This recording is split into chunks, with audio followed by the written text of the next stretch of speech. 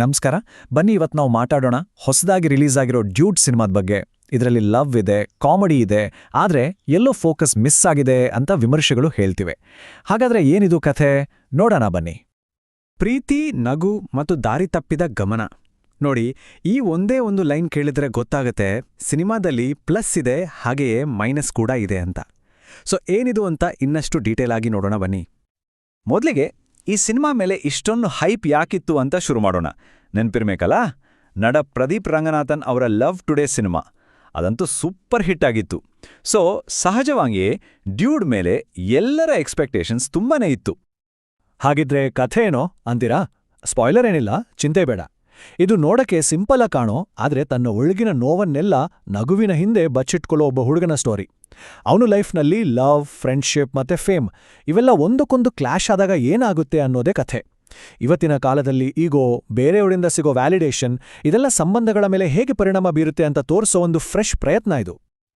ಸರಿ, ಹಾಗಾದ್ರೆ ಈ ಸಿನಿಮಾದಲ್ಲಿ ಜನರಿಗೆ ಇಷ್ಟ ಆಗಿದ್ದು ಏನು, ವಿಮರ್ಶಕರು ಯಾವುದನ್ನೆಲ್ಲ ಮೆಚ್ಕೊಂಡಿದ್ದಾರೆ, ಆ ವಿನ್ನಿಂಗ್ ಮೊಮೆಂಟ್ಸ್ ಬಗ್ಗೆ ಮೊದಲು ಮಾತಾಡೋಣ. ಮೊದಲನೇದಾಗಿ ಆಕ್ಟಿಂಗ್. ಪ್ರದೀಪ್ ರಂಗನಾಥನ್ ಅವರೇ ಈ ಸಿನಿಮಾದ ಜೀವಾಳ ಅಂತ ಹೇಳ್ಬೋದು. ಅವರ ಕಾಮಿಡಿ ಟೈಮಿಂಗ್ ಹಾಗೆ ಎಮೋಷನಲ್ ಸೀನ್ಗಳಲ್ಲಿ ಅವರು ಕೊಡುವ ಪರ್ಫಾರ್ಮೆನ್ಸ್ ಎರಡೂ ತುಂಬ ರಿಯಲ್ ಆಗಿ ಫೀಲ್ ಆಗುತ್ತೆ. ಅವರ ಜತೆ ಹೀರೋಯಿನ್ ಮಮಿತಾ ಬೈಜು ಕೂಡ ಅಷ್ಟೇ ಅದ್ಭುತವಾಗಿ ತುಂಬ ನ್ಯಾಚುರಲ್ ಆಗಿ ನಟಿಸಿದ್ದಾರೆ. ಅವರ ಸ್ಕ್ರೀನ್ ಪ್ರೆಸೆನ್ಸ್ ಸಿನಿಮಾಗೆ ಒಂದು ದೊಡ್ಡ ಪ್ಲಸ್ ಪಾಯಿಂಟ್. ಇನ್ನು ಸಿನಿಮಾದ ವೈಬ್ ಮತ್ತು ಎನರ್ಜಿ.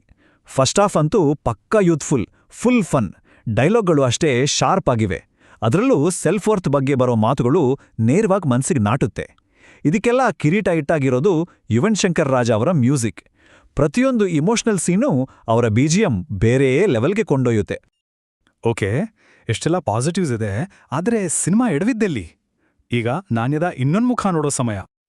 ಆದರೆ ಇಲ್ಲಿರೋ ದೊಡ್ಡ ಪ್ರಶ್ನೆ ಅಂದ್ರೆ, ಫಸ್ಟ್ ಹಾಫ್ನಲ್ಲಿದ್ದ ಆ ಎನರ್ಜಿ ಕೊನೆವರೆಗೂ ಉಳಿಕೊಳ್ಳುತ್ತಾ? ವಿಮರ್ಶೆಗಳ ಪ್ರಕಾರ ಉತ್ತರ ಇಲ್ಲ ಅನ್ನೋದೇ ಬೇಸರದ ಸಂಗತಿ. ಹೌದು, ಈ ಸಿನಿಮಾ ಅಕ್ಷರಶಃ 2 ಭಾಗಗಳ ಕಥೆಯೇ ಅನ್ನೋ ಹಾಗೆ ಇದೆ. ಮೊದಲಾರ್ಧದಲ್ಲಿ ಯೂತ್ಫುಲ್ ಎನರ್ಜಿ, ತಮಾಷೆ, ಒಂದು ಕ್ಲಿಯರ್ ಫೋಕಸ್ ಎಲ್ಲವೂ ಇದೆ. ಆದರೆ ಸೆಕೆಂಡ್ ಹಾಫಿಗೆ ಬರ್ತಿದ್ದ ಹಾಗೆ ಸಿನಿಮಾ ತನ್ನ ವೇಗ ಕಳ್ಕೊಳ್ಳುತ್ತೆ. ಕಥೆ ಸ್ವರ್ಥ ಮೆಲೋಡ್ರಾಮ್ಯಾಟಿಕ್ ಆಗುತ್ತೆ, ಎಲ್ಲೋ ಕನ್ಫ್ಯೂಸ್ ಆದ ಹಾಗೆ ಅನ್ಸೋಕೆ ಶುರುವಾಗತ್ತೆ. ಹಾಗಾದ್ರೆ ಮೇನ್ ಕಂಪ್ಲೇಂಟ್ಸ್ ಏನು? ಮೊದಲನೇದಾಗಿ ಸೆಕೆಂಡ್ ಹಾಫ್ಗೆ ಒಂದು ದಿಕ್ಕೇ ಇಲ್ಲದ ಹಾಗೆ ಆಗ್ಬಿಡುತ್ತೆ. ಬ್ರೇಕಪ್ನಂತಹ ಇಂಪಾರ್ಟೆಂಟ್ ಇಮೋಷನಲ್ ಸೀನ್ಗಳು ಕೂಡ ನ್ಯಾಚುರಲ್ ಆಗಿ ಬಂದಿಲ್ಲ, ಯಾಕೋ ಕತೆಗೆ ಫೋರ್ಸ್ ಮಾಡಿ ಸೇರಿಸಿದ ಹಾಗೆ ಫೀಲ್ ಆಗುತ್ತೆ.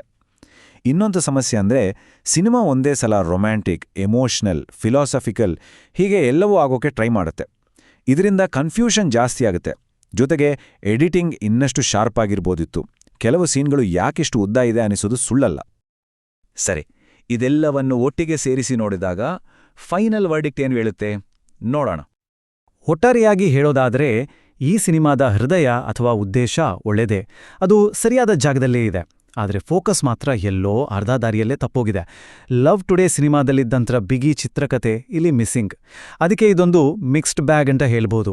ಕೆಲವು ಅಂಶಗಳು ತುಂಬ ಚೆನ್ನಾಗಿವೆ, ಕೆಲವು ನಿರಾಸೆ ಮೂಡಿಸ್ತವೆ. ಈ ಒಂದು ವಾಕ್ಯ ಇಡೀ ಸಿನಿಮಾದ ಅನುಭವವನ್ನ ತುಂಬ ಚೆನ್ನಾಗಿ ಹಿಡಿದಿರುತ್ತೆ ನೋಡಿ. ಈ ಸಿನಿಮಾ ನಗಿಸುತ್ತೆ, ಯೋಚನೆ ಮಾಡೋ ಹಾಗೆ ಮಾಡುತ್ತೆ ಮತ್ತು ಕಣ್ಣೀರು ಹಾಕಿಸುತ್ತೆ ಕೂಡ. ಆದರೆ ಕತೆ ಇನ್ನಷ್ಟು ಬೇಗ ಚೆನ್ನಾಗಿತ್ತು ಎಂದು ಖಂಡಿತ ಅನಿಸುತ್ತೆ. ಕೊನೆಯದಾಗಿ ಈ ಒಂದು ಪ್ರಶ್ನೆಯೊಂದಿಗೆ ಈ ವಿಶ್ಲೇಷಣೆಯನ್ನು ಮುಗಿಸೋಣ. ಈ ಸಿನಿಮಾದಲ್ಲಿ ಒಂದು ಒಳ್ಳೆ ಮನಸ್ಸಿದೆ, ಒಂದು ಹೃದಯವಂತಿಕೆ ಇದೆ, ಅದರಲ್ಲಿ 2 ಮಾತಿಲ್ಲ. ಆದರೆ ಒಂದು ಸಿನಿಮಾ ಗೆಲ್ಲಲು ಅಷ್ಟು ಮಾತ್ರ ಸಾಕಾಗುತ್ತಾ?